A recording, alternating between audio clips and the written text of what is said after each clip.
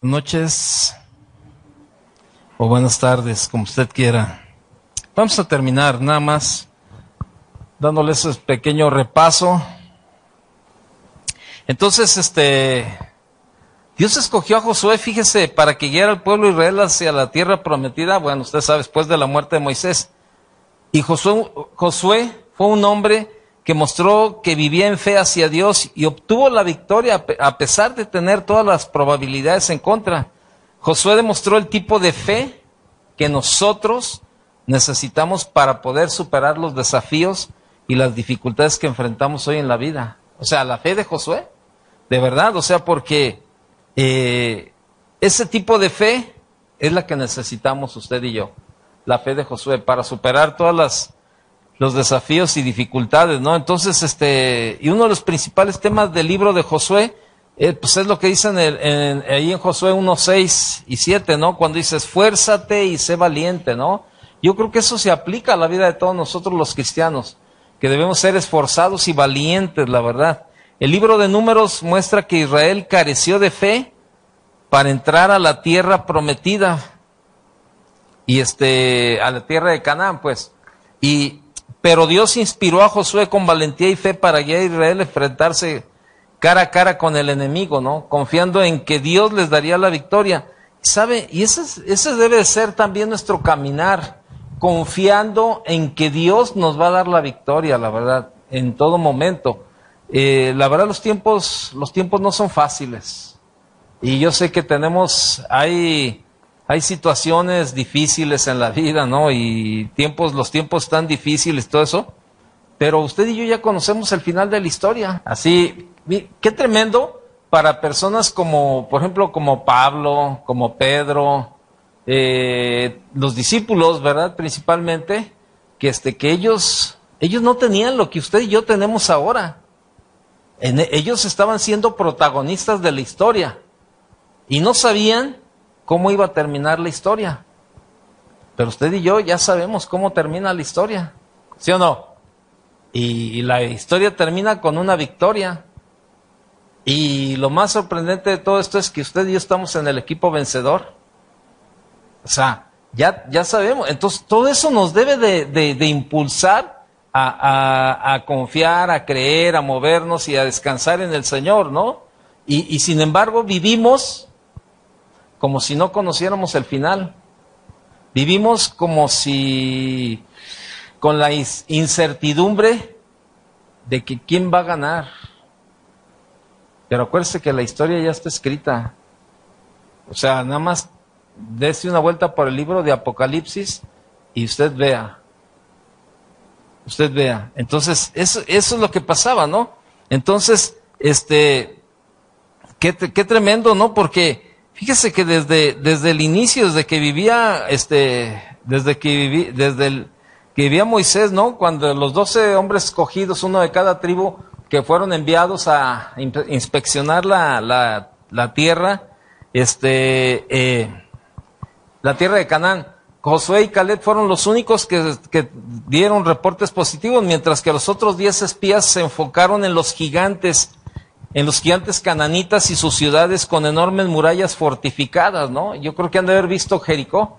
Y Josué y Caleb enfocaron su mente en el poder de Dios para cumplir sus promesas. Fíjese, vaya conmigo a Números capítulo 14, ahí en el verso 6. Y Josué, hijo de Num, y Caleb, hijo de Jefone, que eran de los que habían reconocido la tierra, rompieron sus vestidos y hablaron a toda la congregación de los hijos de Israel, diciendo, la tierra por donde pasamos para reconocerla es tierra en gran manera buena. Si Jehová se agradare de nosotros, Él nos llevará a esta tierra y nos la entregará, tierra que fluye leche y miel. Por tanto, no seáis rebeldes contra Jehová, ni temáis al pueblo de esta tierra, porque nosotros los comeremos como pan. Su amparo se ha apartado de ellos, y con nosotros está Jehová. No los temáis. Entonces toda la multitud habló de apedrearlos. Fíjese, o sea, qué tremendo, ¿no? Ahí se nota el sentido común de la gente. Pero la gloria de Jehová se mostró en el tabernáculo de reunión a todos los hijos de Israel.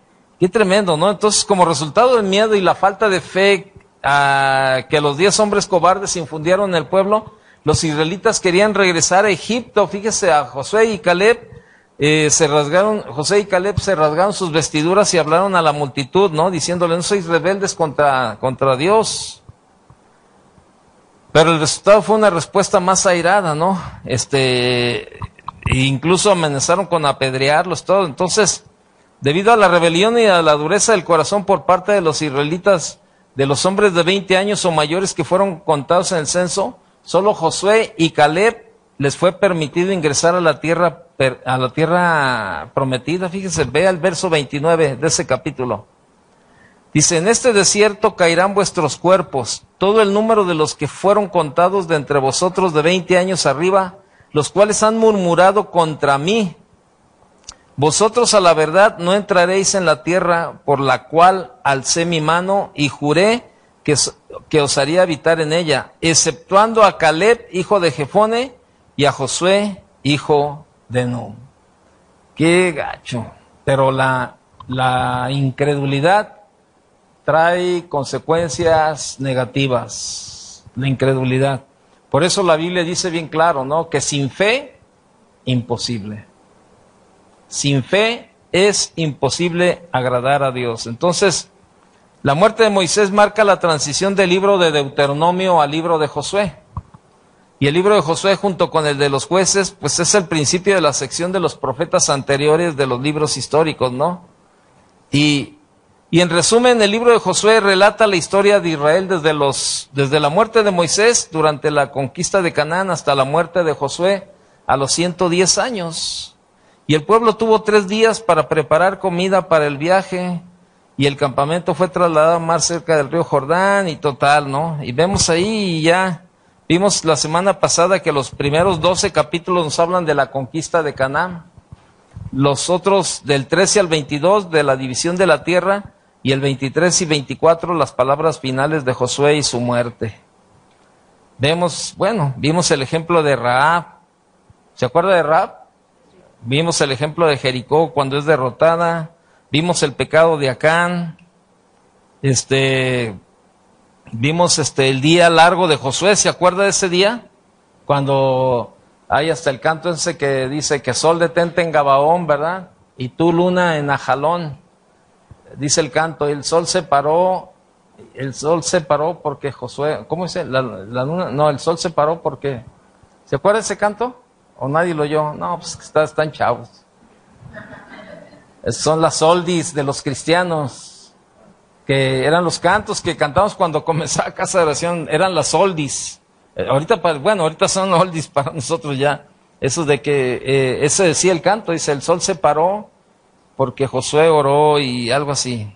Pero bien tremendo, ¿no? Entonces, algunos argumentan que el milagroso día largo de Josué interrumpió el ciclo semanal, resultando en un cambio de los días de la semana, y pues, esto es incorrecto, esto no es verdad, ya que un día, según el cálculo de Dios, es de atardecer a atardecer.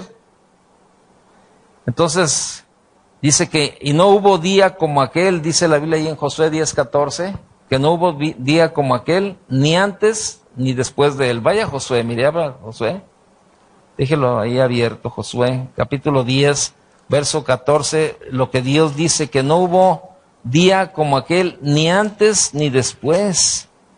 Dice, y no hubo día como aquel, ni antes ni después de él, habiendo atendido Jehová a la voz de un hombre, porque Jehová peleaba por Israel. 10:14 de Josué, qué tremendo, ¿no? O sea, cómo de verdad Dios atendió, dice que ahí, que Dios atendió la voz de un hombre. Y sabes, esto es cuando tú y yo vamos de acuerdo a la voluntad de Dios y somos gente obediente, la verdad. Dios atiende a nuestro clamor y a nuestro ruego. Y esto sucede también, mire, si vemos ahí cómo Dios, ¿verdad? Dios tiene cuidado y puede mover la naturaleza como él quiera. Como Él puede hacer todo lo sobrenatural. Esto era un evento sobrenatural. Josué no podía hacer nada por detener el día, para nada, ni siquiera un minuto. pero sin embargo Dios puede detener el tiempo cuando Él quiera, y Él puede hacer lo que Él quiera.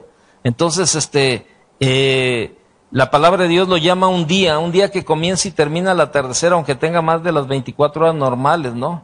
Dios llevó a cabo un milagro sobrenatural ese día, y Él tiene el control total sobre su creación. Mira lo que dice Jeremías 27:5. Jeremías 27:5.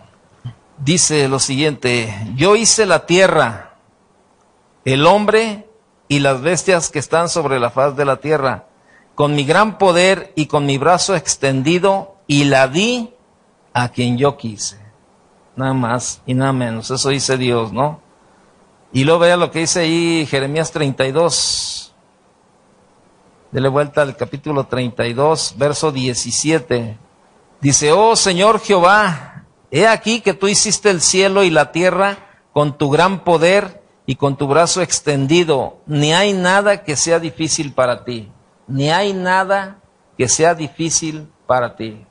Ni el problema que tú tienes, ni la enfermedad que puedes tener, ni la situación que estás viviendo, nada hay difícil para Él. Nada, absolutamente nada. Ve el verso 27 de ese capítulo.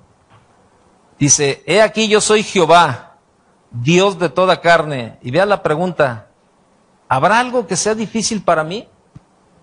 ¿Usted qué cree? ¿Y por qué duda? Cuando duda, ¿por qué duda que Dios le puede sacar del problema? ¿Por qué duda que Dios le pueda sanar?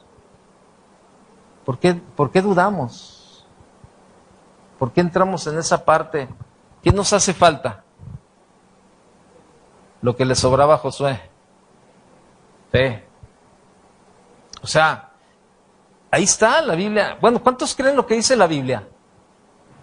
¿Sí? ¿Seguro?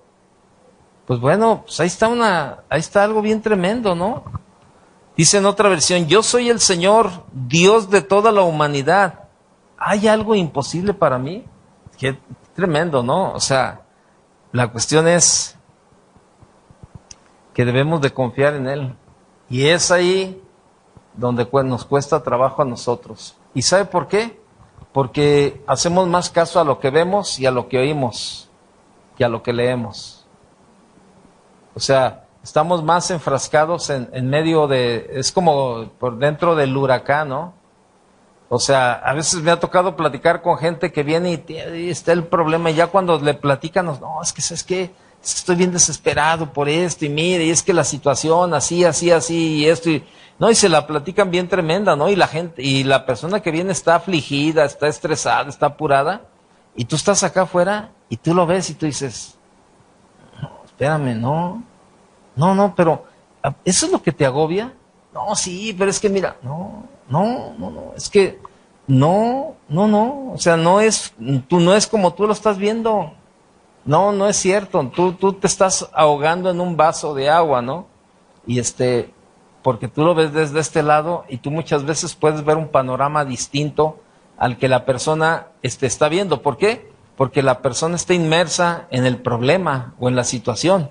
Entonces, pues todo lo que está dando todo lo que gira a su alrededor, pues son eso, a lo mejor cuestiones negativas. No, es que no se va a salvar. No, es que espérame, ¿y quién crees que pueda hacer el milagro? Y no. Y él está inmerso adentro. Y a lo mejor, la otra persona lo ve desde afuera y dice: no, espérame. Así nos ve Dios. Estamos dentro, en el centro del huracán, y todo nos está dando vueltas, y todo negativo, todo bien pesimista, todo lo estamos viendo lo peor, y Dios está viendo desde arriba y te dice: no, espérame, no te ahogues en un vaso con agua. Aquí está mi mano, ¿no? Extendida para alivianarte, ¿no? Entonces, y eso es lo que sucede en nuestra vida, ¿no? Entonces, es la parte, ¿no? Entonces, eso fue una parte tremenda, ¿no? Cuando Dios hizo ese milagro sobrenatural de detener el tiempo, ¿no? Para la pelea, ¿no? Entonces, es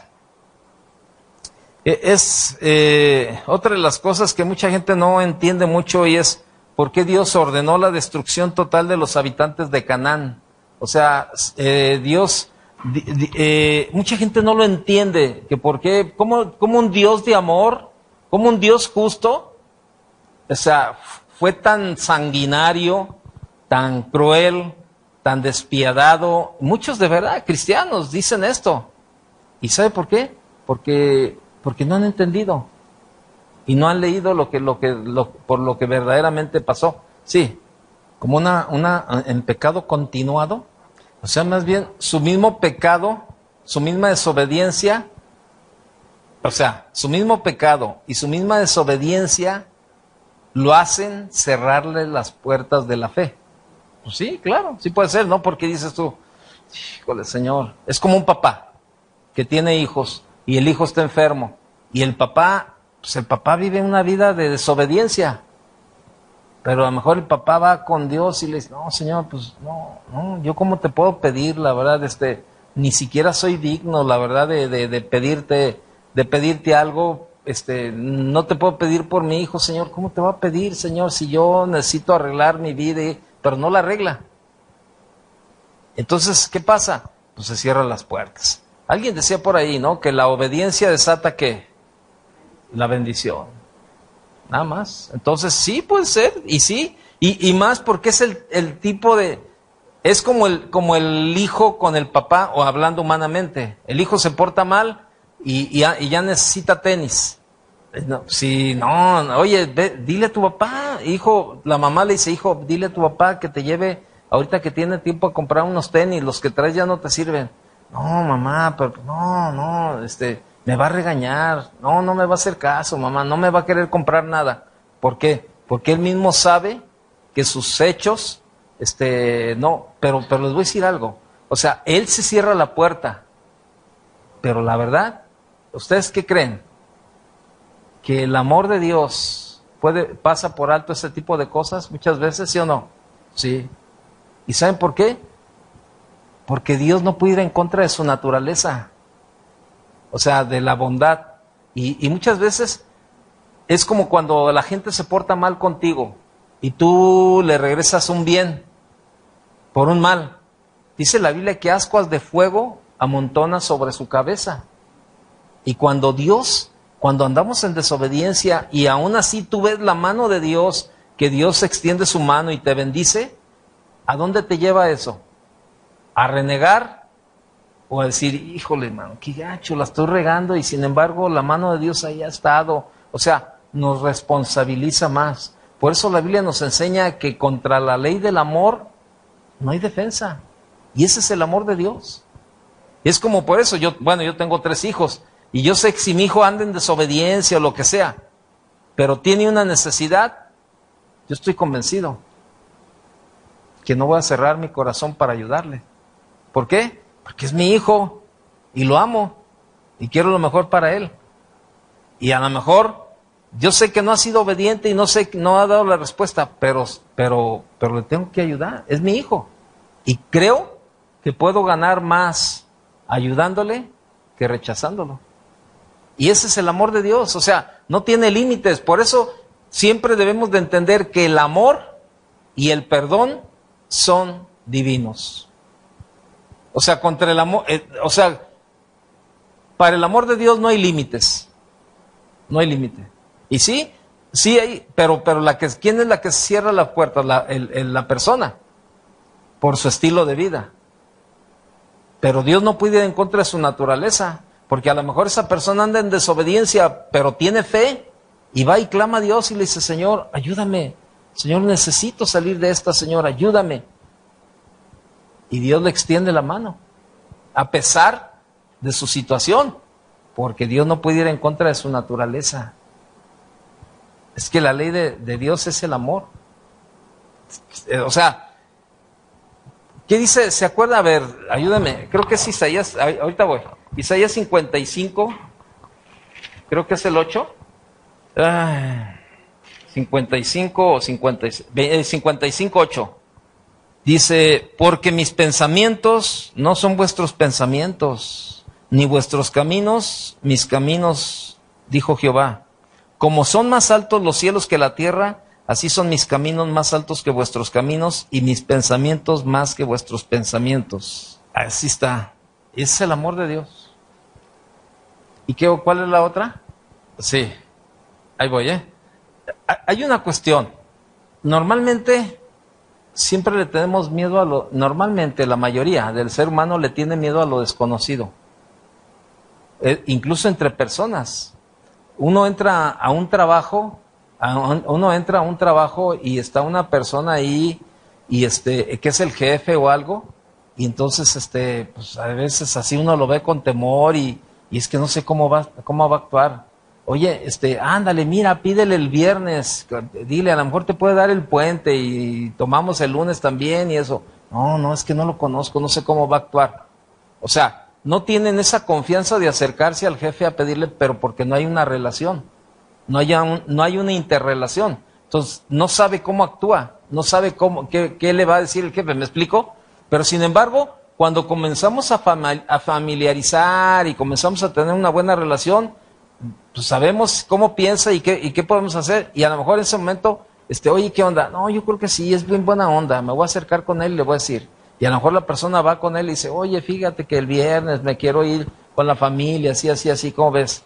¿Cómo andas de chamba? No, todo está en orden. No hay problema, vete. O sea, ¿sí me explico? O sea, pero porque no hay una confianza, y es cierto lo que decía, muchos no se hacen acreedores a las promesas de Dios, porque no conocen a Dios. No conocen las promesas, mucho menos conocen a Dios.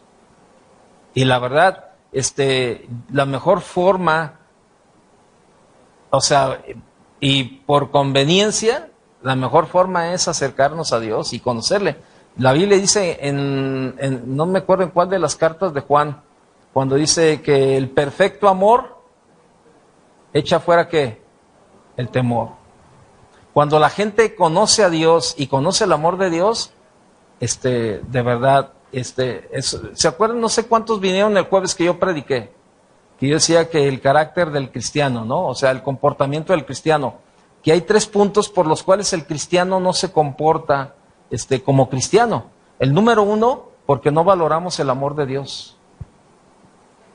No valoramos, no hemos entendido el amor de Dios, no hemos entendido el sacrificio de Dios, lo que Dios hizo para que usted y yo tuviéramos una vida distinta. No lo valoramos el amor de Dios. El segundo paso es porque no tomamos, palabras más, palabras menos, porque no tomamos en serio el pecado.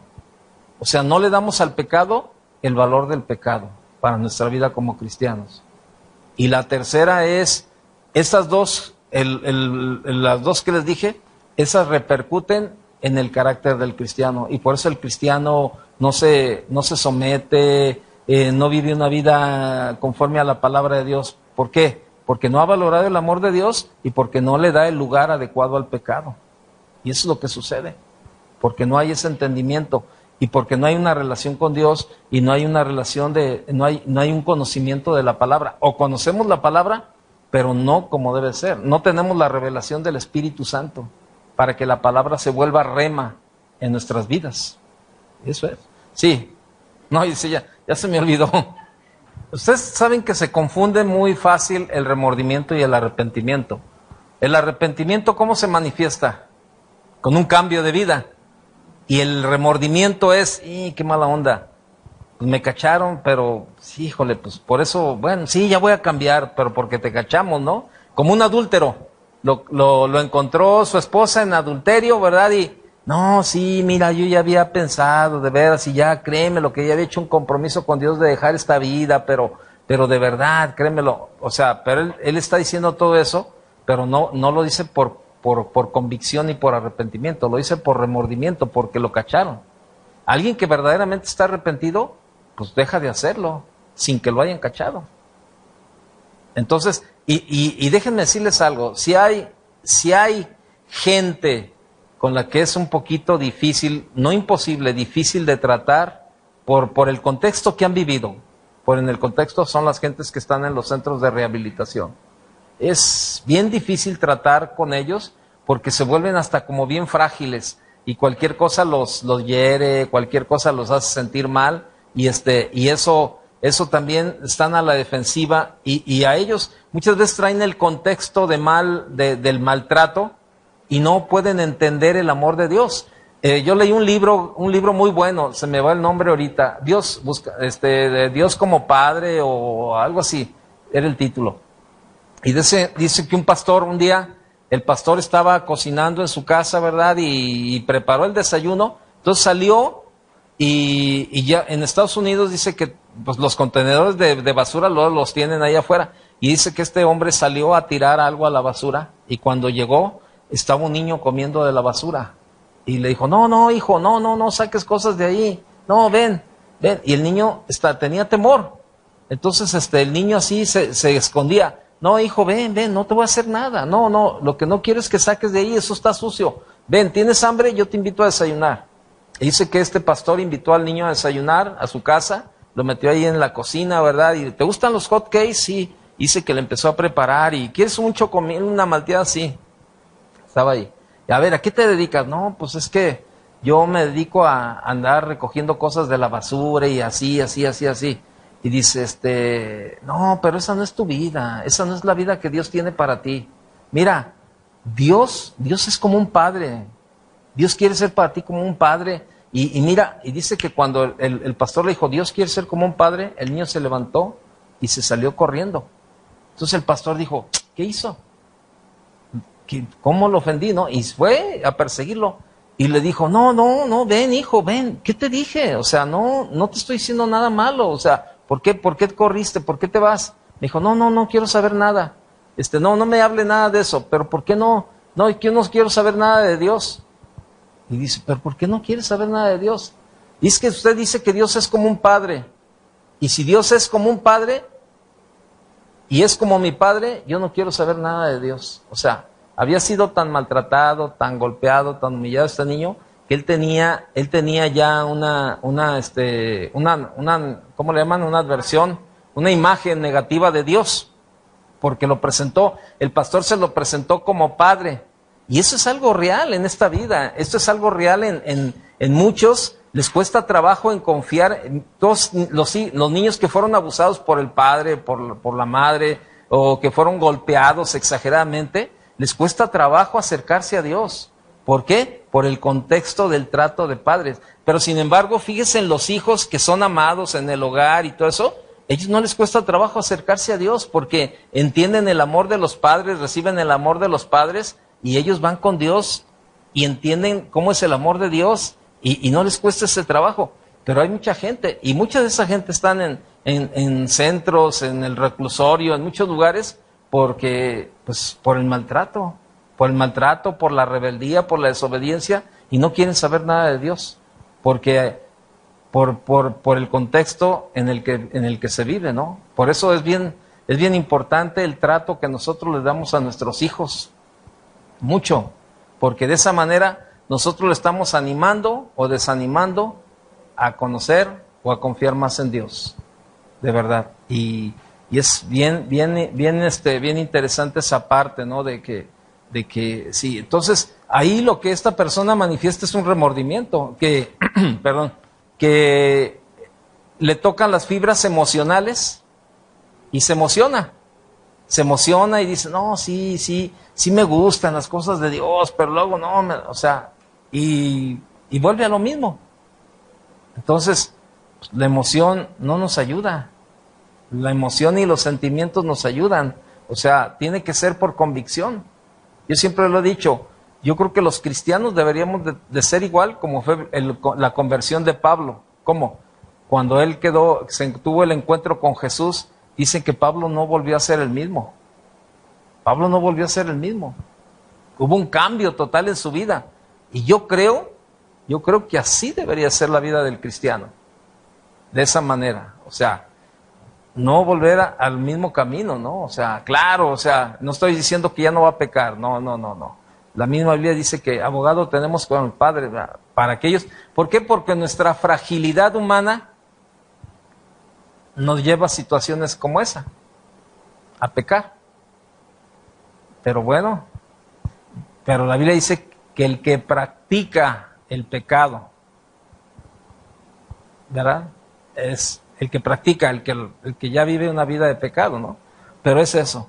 Bien, ¿qué más? Bueno, otra pregunta, pues ya estamos centrados, pues ya. que sirva de algo la venida. Entonces, pero así es, y ese es un problema. Hay un libro muy bueno que se llama Cómo presentar a los niños el Evangelio y cómo hablarle a los padres para que presenten el Evangelio a sus hijos. Son libros que normalmente los llevan para las iglesias infantiles y la verdad es que esos libros están bien tremendos porque a veces les cerramos la puerta como les presentamos el Evangelio a la gente. Mándeme. Bueno, es que lo primero que tenemos que identificar es el por qué queremos compartirle a la gente, por qué queremos ganarlos para el Señor. O sea, para que su alma no se pierda. O sea, ¿sí o no? Pero no por conveniencia, ¿no? Porque, es que, así como decía, ¿no? Ay, amiga, yo voy a orar por ti, yo quisiera que tú fueras cristiana y yo voy a orar por ti para que tú seas cristiana. Ahí, ya desde el momento en que yo se lo estoy externando, ya parece una manipulación. Mejor, si yo tengo amor por esa persona y quiero que ella conozca a Dios, yo puedo estar orando en lo secreto y puedo estar intercediendo por ella delante de Dios. Y a lo mejor va a llegar el momento en que esa persona se va a convertir y se va a acercar a Dios. Pero no fue por manipulación, sino fue por convicción, porque el Espíritu Santo hizo la obra. Sí, claro, eso no nos quita la responsabilidad de predicar el Evangelio. Sí, pero a veces, mire, la Biblia habla de la salamería. ¿Ha escuchado hablar de la salamería? Entonces, no, la salamería es esa de que, es que tú me caes tan bien, es que eres bien buena onda o sea, buscando tratar de sacar algo, ¿no? O sea, lambisconeando, ¿qué otra palabra hay como esa? Lisonjas, ¿cuál? Adulando. Entonces, la Biblia habla de eso, de la salamería, y ¿sabe qué? A nosotros como pastores, hay mucha gente que se nos acerca en ese punto. Ay, pastor, pregúntale. Ay, pastor, es que usted es bien buena onda y que no sé qué. Pregúntale a mi esposa. Pregúntale a mi esposa a ver si ella tiene el mismo concepto que tú tienes, ¿no? O sea, ella te puede decir la verdad. O sea, pero así mucha gente, y a veces es bien difícil, ¿no? Porque cuando, es que la enseñanza, la predicación. Mira, no me digas nada de la predicación. Es que estuvo bien tremenda. Cuando yo vea tu vida transformada, entonces quiere decir que verdaderamente la predicación estuvo tremenda. Pero, no, o sea, es que normalmente luego la gente tiende de por sí, si no tienen los pies en el piso, híjole, al rato como los globos de gas, si no los agarras se te van. Y la verdad, ese es el daño que más se le puede hacer a los líderes, a los pastores, a la gente, ¿no? La salamería. Yo creo que cada uno sabemos lo que somos, ¿a poco no?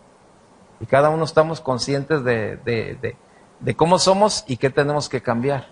Pero entonces, el punto es no tratar de manipularle, ¿verdad? Con palabras así, no, no, simplemente de que, no, ¿sabes qué? Sería padre, mira, el día que quieras yo te invito a la iglesia, que escuches la enseñanza, que escuches y más, puedes ir y no hay ningún compromiso. Dios es un caballero y Dios respeta y claro, predicarle el evangelio. No, mira, la verdad, yo tenía, ¿se acuerda cuando el endemoniado gadareno que quería seguir a Jesús?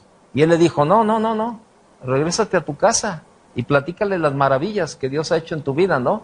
Entonces, la mejor forma de predicarle a la gente es cuando nosotros testificamos de los cambios que Dios ha hecho en nuestra vida.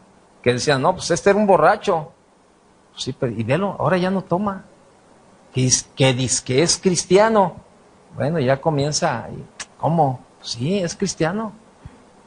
Y oye, ese cuate era, y bueno, ya, mira esa muchacha, no hombre, era bien volada, tenía como 50 novios. Y ahora, no hombre, ahora, olvídala, a diario anda bien seria, bien así. Entonces los cambios, la gente no está ciega. La gente ve los cambios. Por eso, la Biblia dice que nosotros somos las cartas de presentación del Evangelio. La gente va a conocer a Jesús a través de nuestra vida. La gente no va a ver aquí pasando a Jesús entre nosotros. La gente va a ver a Jesús a través de nuestro comportamiento. Nosotros les abrimos o le cerramos la puerta a la gente con el comportamiento. Por eso, hace mucho tiempo yo escuché un mensaje, una predicación que decía, la iglesia no me deja ver a Jesús. Vámonos, que Dios les bendiga. Y bien, nos vemos.